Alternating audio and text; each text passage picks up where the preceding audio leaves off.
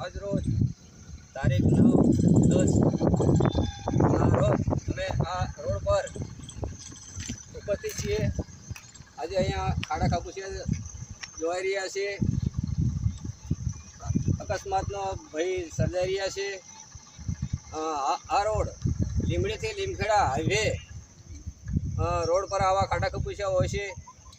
Singapore ગામેથી 3.5 સુધીનો એક piece એવો એકદમ અતિ ખરાબ છે અને ડુંગરીથી લીંબડી સુધી આ લીંબડી લીમખેડા રોડ પર ડુંગરીથી લીંબડી સુધીનો એકદમ ખરાબ રસ્તો છે। તો અમે ભાજપ સરકારને આવું કહીએ છીએ કે વિકાસના નામે તમે વિકાસ કર્યો પણ વિકાસના નામે અહીંયા જીરો છે।